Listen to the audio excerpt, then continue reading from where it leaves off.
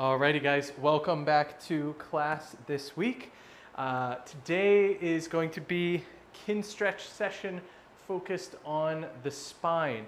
This is going to be the first of a series of videos that I'll be making about different body parts, so you can learn things that are specific to each body part, and then you'll eventually have these videos as a reference, probably in a different part of the portal, where you'll be able to look it up and work through a whole spine video or work through a whole shoulder video, knee video, etc.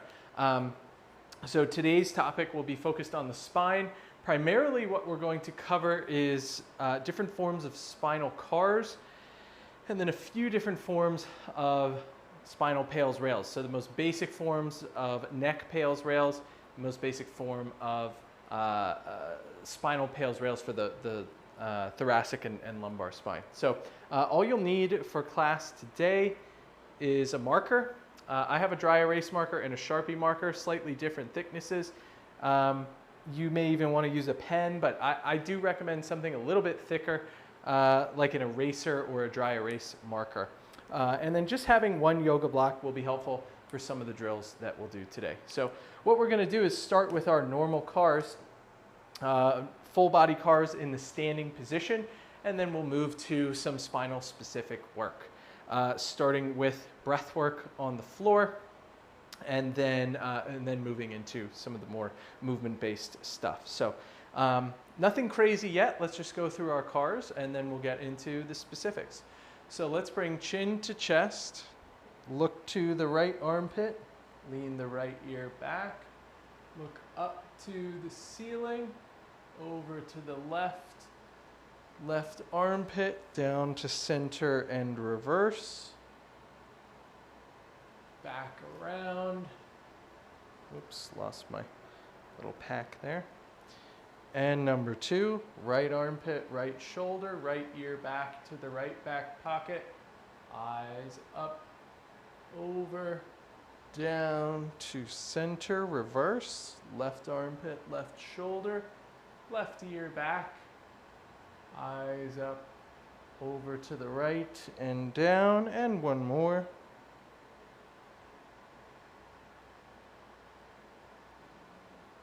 And reverse. Very good. Next is going to be rotational thoracic spinal cars. So arms will go across your chest. Probably put this up just a little higher. Arms across the chest, coming down to center, turning the center of your arms towards that right foot, leaning the right shoulder back to the back right pocket, coming back over the center of your butt, chest up to the ceiling, left shoulder towards that back left pocket, shifting weight out over to the left foot, down towards the center and reverse. So you're really just trying to draw as big of a circle through the center of your spine, coming around and returning. If you squeeze your butt here, it'll help prevent you from using your lumbar spine as part of this movement as well. So next, chest down, over the right foot, reach that right shoulder out and behind you, chest to the ceiling, left shoulder out and behind you, down over that left foot, back to center, reverse.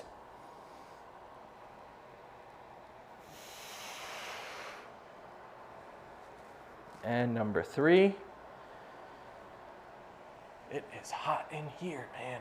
Whew. And reverse. Next, shoulder blades. Pretty simple. Hands at your thighs. Shrug up, roll forward, unshrug, roll back, up, forward, down, back, up, forward, down, back, reverse, forward, up, back, down, forward, up, back, down, one more, forward, up, back, down. Man, can't believe how hot it is. I'm basically wearing nothing. Right shoulder, Bring the arm across the midline, bicep grazes the cheek if you can, keep it in contact with your head. Once you hit this overhead point, palm forward, palm out, reach back behind you and come down to meet the thigh. When you reach the thigh, the back of your hand should be touching the thigh, so you're in deep internal rotation. Reach up and back, externally rotate, come up and across again. Number 2. And reverse.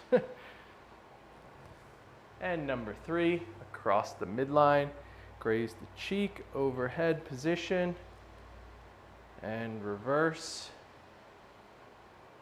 And left hand across the midline, bicep grazes cheek, internal rotation, reach back behind you, meet the thigh, reverse, up and back. Once you get stuck, turn your thumb down, thumb out, keep twisting in that same direction. That's external rotation. Number 2. Reverse. Number 3.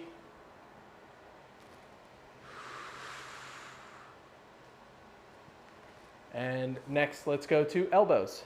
Elbows, pretty simple. Palms are facing forward. You could squeeze your fingers or spread them out. I generally spread them since we don't train that very often. Flex the elbow, turn the palms away, extend, turn, flex, turn, extend, one more, turn, flex, turn, extend. Keep palms pointed towards your thighs. Flex, turn, extend, turn, flex, turn, extend, turn, one more, flex, turn, extend. Wrist, pretty simple. Flex the elbow to 90 degrees, grab the forearm so that only the hand can move. And let's move the right hand in a counterclockwise motion. So over to the pinky, down towards the floor, up and around. 2 more, same direction. And 1 more. And now reverse, clockwise circles. 2, 3, other hand. Clockwise first. 1, 2, 3, reverse. 1, 2, 3. For the hip, it can be helpful to have something to just hold on to keep you balanced. Cross left foot over right, flex the hip, open up the knee as far as possible. Once you're there, internally rotate by reaching that foot back behind you and come down and around to match your thigh. Reverse, up and back, out and up. Once you get there, externally rotate. Try to bring that foot in front of the knee so that you end with left foot over right. Same thing, left foot over right. Flex the hip, open the hip, internal rotation, back to match the leg, reverse. And number 3.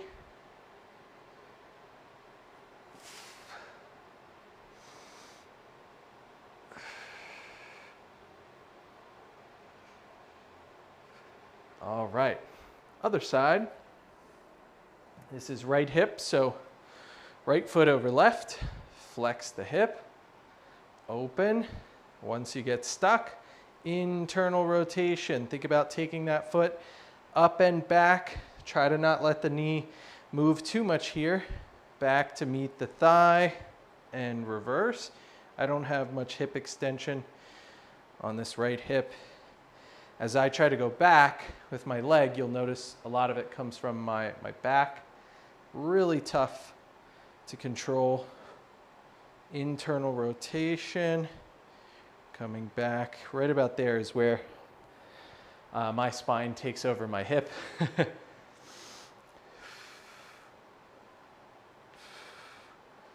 And reverse. and then actually reverse, and this is the end. All right, now I'm gonna take a seat for knees and ankles. I just generally find that that seems to be more effective and more intuitive than standing. For knee cars, let's do capsular knee cars today. So what you want to do is lift up your toes and you're going to try to rotate your shin out. Foot is going to come along with it, but you're not really focused on the foot here. You're focused on the front of the shin and then rotate in. So I'm actually going to demo something that I always talk about, which hopefully this marker has some ink in it. I don't know if you can see the X that I have drawn on my shin. Let me see, I'll look at the camera. Nope, you can't see it at all. Let's try, where's that Sharpie? Maybe that'll work. My leg is like sweating, so. All right, hopefully you guys will be able to see that. Let's see on the camera. No, it's still blurred out. That's pretty crazy. All right, well, if you imagine that there is an X right here on my shin, you'll notice as I rotate it out, the shin is moving here. You can kind of see it in this muscle. It's not necessarily, like here is my foot moving back and forth and my shin's not really moving very much. So if you need to, grab on to the shin, turn it open, internally rotate it back. So let's do 10. 1, 2, 3, 4, 5, 6, 7, 8, 9, 10. And the other side, same thing. I'm bummed that you guys can't see that X. Now I have a Sharpied X on my shin. Here we go. Left, right, external rotation, internal, 3, 4, 5, 6, 7, not much here, 8, 9, 10. Finally, the ankles. Right hand hooks under the right thigh. Left hand touches the shin or encases the shin. And then right hand goes over the left wrist. Big circles through the ankle. 1, 2, 3. I like to get 5. Ankle usually needs some extra love. 1, 2, 3, 4, 5, and the other side. 1, 2, 3, 4, 5. 1, 2, 3, 4, 5. Now, since we're sort of already standing, why don't we cover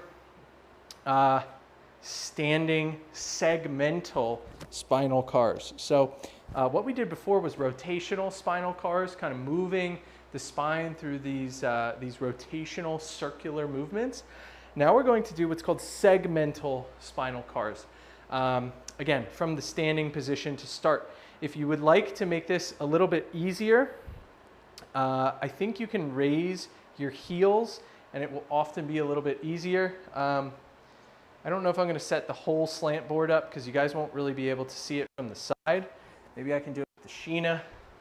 But generally, if you have trouble touching your toes when your feet are flat, you should be able to go further when your heels are elevated. When your toes are elevated, it should become a little more difficult and you're going to get more stretch. So feel free to add either one of those variations. I'm just going to do this on the floor. But if you feel like you need to make it harder, by all means, go ahead and raise the heels or the toes. So segmental spinal cars. We're moving from the head all the way down to the tailbone and then back up. So let's begin at the head, tucking chin in, tucking it to your chest. I'm going to move this down just a little bit. Then from here, folding the head, you're beginning to collapse the ribs. Just think about your fingers traveling bit by bit down your thighs. You're pulling yourself into this really deep fold.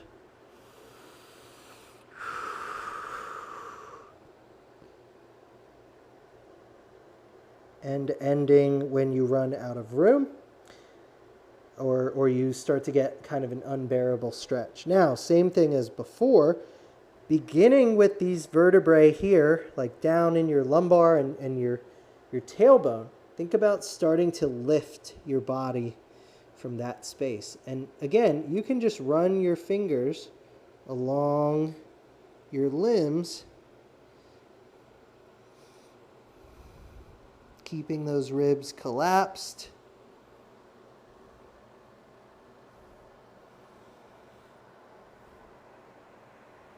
Now, the thing everybody forgets in segmental spinal cars is beginning to start the extension of everything as well. So once you are up straight, which is about here, let's continue trying to carry the fingers higher. So starting again towards the tailbone, start shifting that weight back, lifting the ribs up. You'll feel those fingers start to slide. Eventually you're going to run out of room because your shoulders are just going to start moving back, but same thing, lifting the ribs, lifting the chin and the head, and you can reach a little to accentuate that process. So now let's begin to unwind it, coming back to center and starting with the chin, working all the way down again.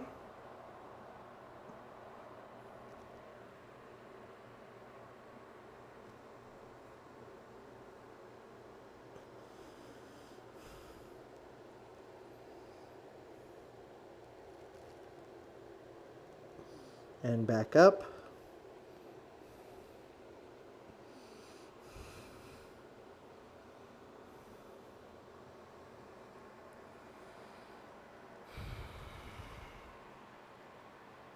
And then extension, beginning to lean back.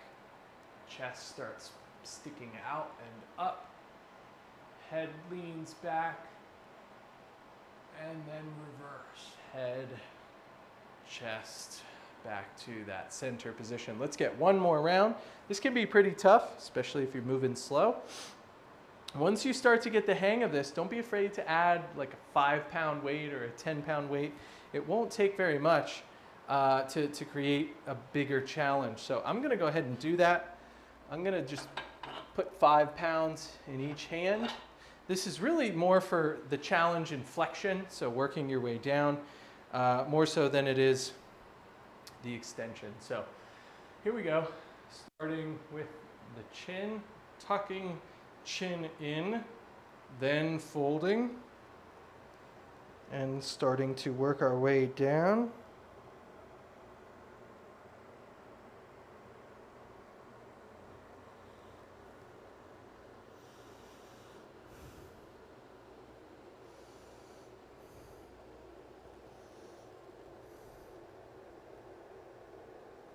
And back up.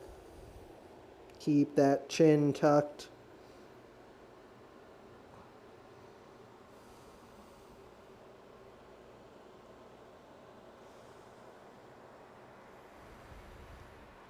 And extension.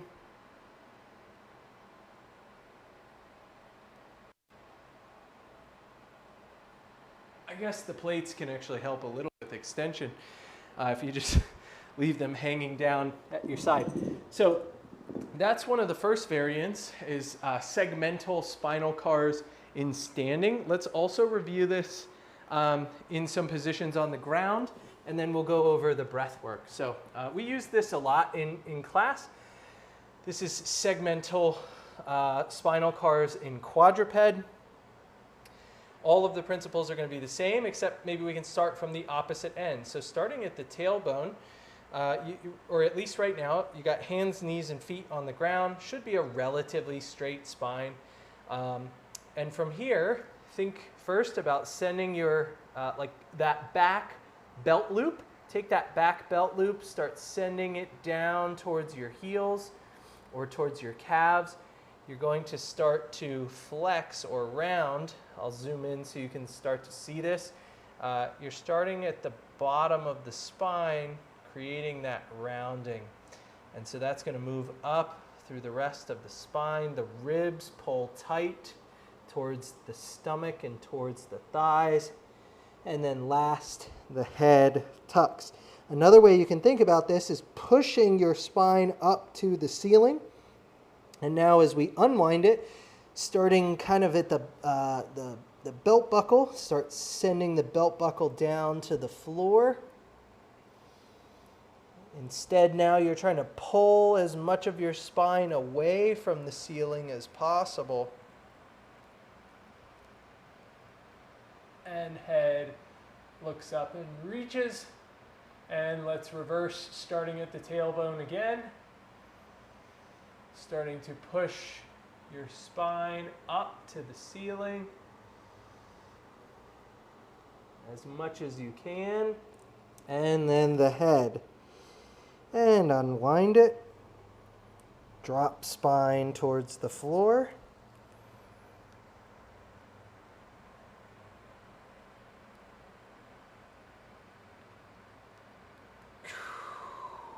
So one more of each. I'll just zoom out, full view here. So starting with the tailbone, begin that rounding, pushing spine up to the ceiling. Really try to separate out each of those joints.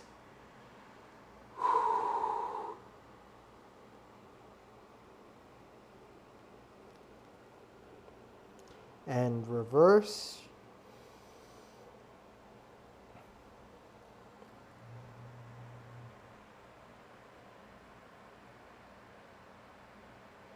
Alrighty, now that is segmental spinal cars from the quadruped position. We can also experiment. I'm just going to teach one method of isolating things a little bit, and that's going to be at the lumbar spine. So we're going to isolate the lumbar in this collapsed quadruped position. So if you think this is quadruped, this is collapsed quadruped. What you'll notice, I mean, I can get a fair amount of lumbar flexion here, but if I really sink down low, now I can't really move my lumbar spine, but I can start to move the thoracic spine from about this point, you'll see, up to the head. Whereas everything else kind of down here, once I'm down to the ground, is going to stay stuck. So you can use your hands to help out a little bit, but let's start by putting everything into flexion. So spine up to the ceiling, rounding things out. And then begin by lifting your ribs away from your hips and up and away from the floor. And you can walk the hands back a little bit and the head will come back. Puff that chest out. I don't have great T-spine mobility here, but this is one way of working on it. And now let's reverse, starting with the head, chest, ribs, and you can see that rounding come back. Now, if you want an extra challenge, keep your hand behind you and try the same thing. So from here,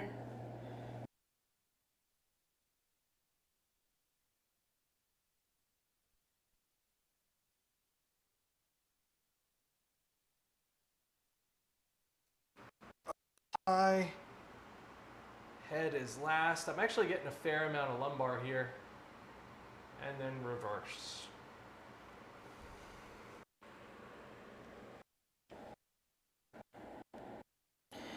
One more. We'll see if we can keep stomach relatively connected to the legs here. So everything is tucked. lifting up from the ribs. Stomach is connected to the thighs. Keep lifting those shoulders up from the ground. And then the head and reverse.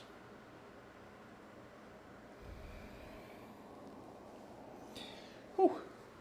All right, now let's take our markers. Make sure you have that handy.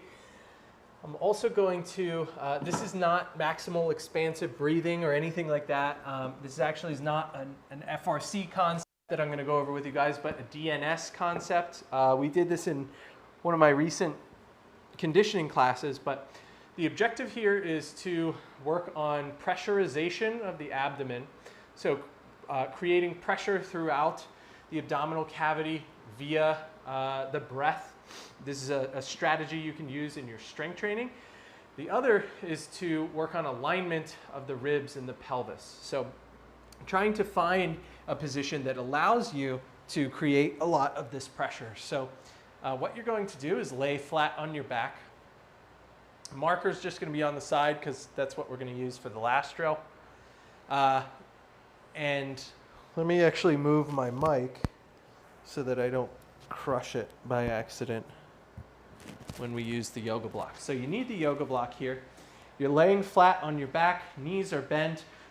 You want to grab the back of your head and put your thumbs kind of like on your cheekbones, and you're going to try to pull your chin towards the floor, which may give some of you a stretch along the tissue of your neck.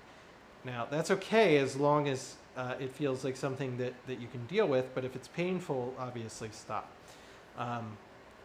If you push into your feet, you'll notice the same thing happens at your lower back. Your lower back will sort of press into the floor. And now what we can do is take a few deep breaths, poke your thumbs into your sides, and see if when you breathe, you can push your thumbs out and away. So let's do 5 breaths.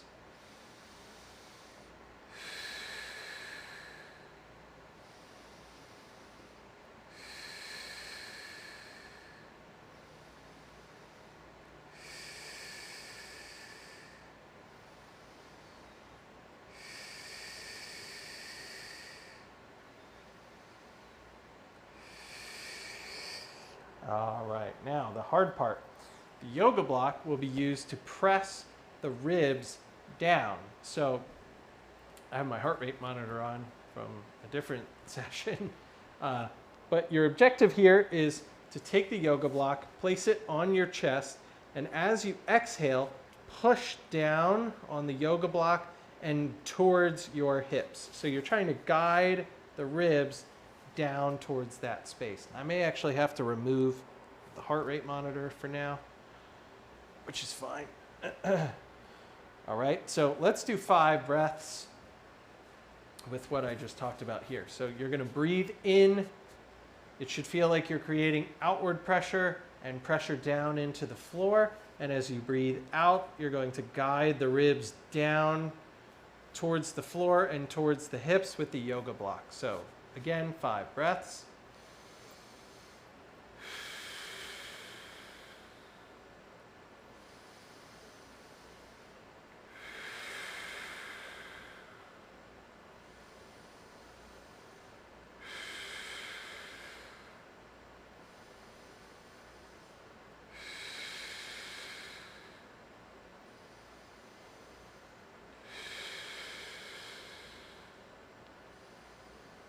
Alrighty.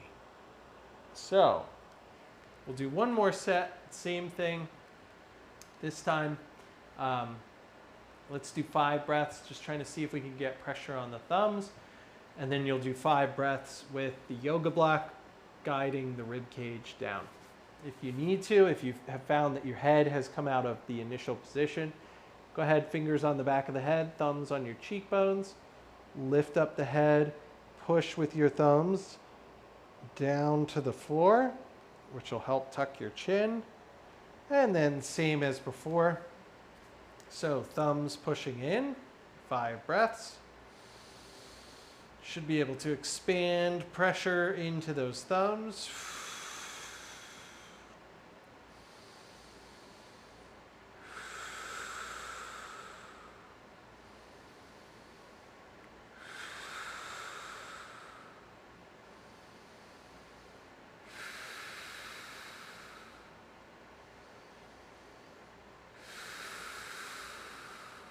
And now the yoga block. Breath in and out. In, out,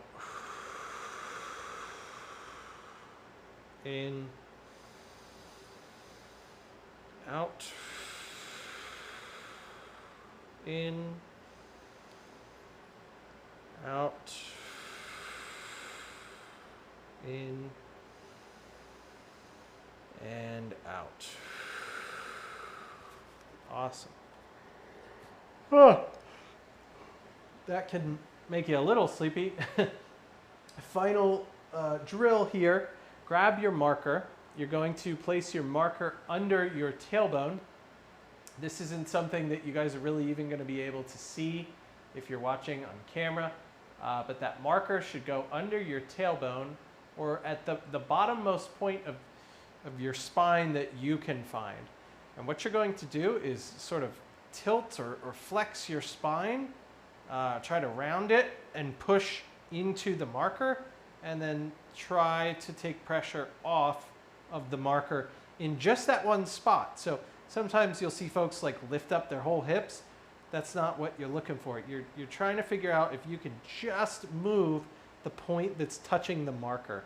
All right, so we're going to do this all the way up the whole spine and then end, which should bring us to roughly 40 minutes on the clock.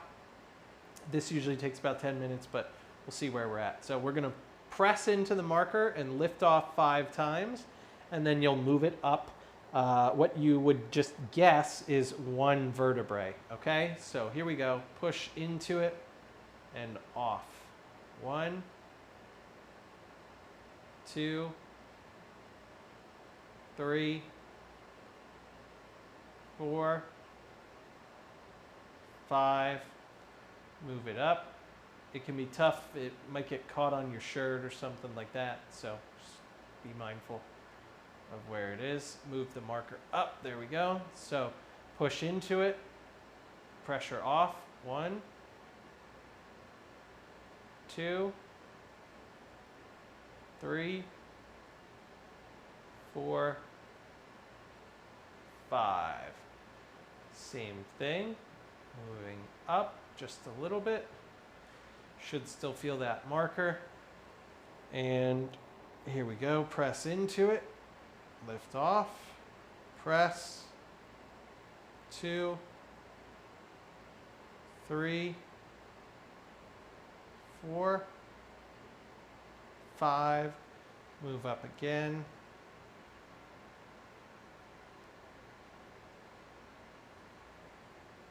Press into it and off. 1, press, off. 2, 3, 4, 5, 6. Oh, whoops, going too many. Move it up to the next vertebrae. Should be somewhere close to like in between your lower back and the bottom of your mid back now. So here we go. Press into it and off. 1, 2, 3, 4, 5. Should feel almost like your abs are flexing and then relaxing over and over again here. So a little bit higher up. Now we're definitely getting into the mid back here. Press and lift. 2, 3, 4, 5. Up again. Now, as you get higher, you may find that you have to slide down instead of rolling because you can't reach the marker anymore. That's fine. I'll show you what that looks like on the next one. So here we go. Press, 1, lift off, 2, or 1, press, lift, 2, 3, 4, 5. So from here, I lift my back. I just kind of roll down the marker a little bit. Now, as you get, I'm kind of right at the first mid-back position. So I often, actually, there we go. I often find I need to reach up to the ceiling to really feel where that marker is. Otherwise, my shoulder blades kind of lift me up off of it. So reach up to the ceiling, press, try to take pressure off, pressure on, pressure off. That's 2, on, off, 3, 4, 5. Same thing, slide down the marker. It's not working too well with this particular shirt. Let's see if we can get this untangled here. There we go. Pressure on, off. This is all T-spine here. Off, on, off, on, off, on, off. Same thing, moving a little further down. Should be like right between your shoulder blades now. Pressure on, off, off. 3, 4, 5. Next one, still between the shoulder blades, on, off.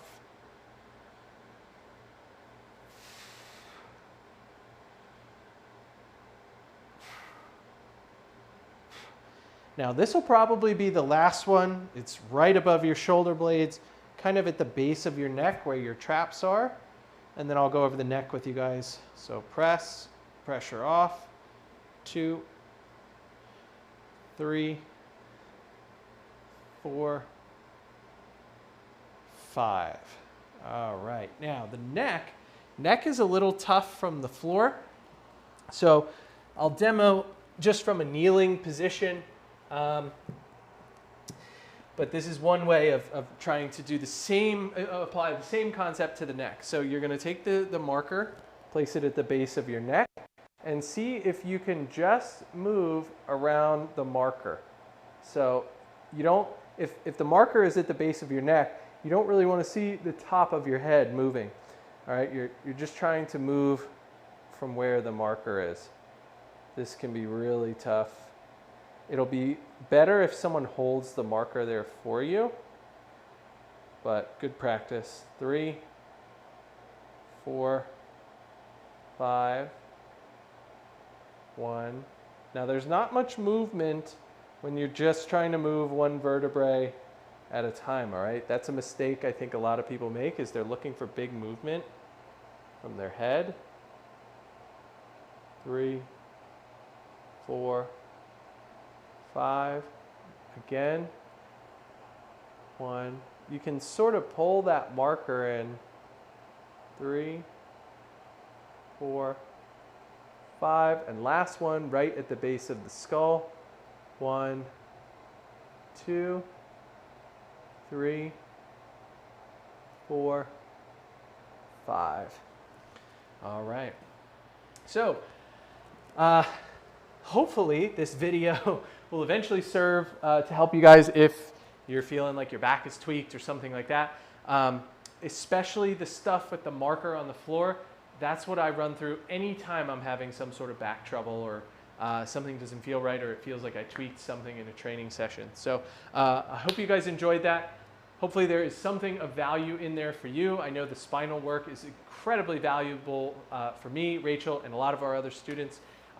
If you have any questions about how to perform this, or if it's safe for you, hopefully you figured that out since this is the end of the video and not the beginning, but shoot us a note. We'll make sure you have all the info you need, and I'll see you next week when we do another body part unit for the whole class. So hope you guys enjoy. See you soon.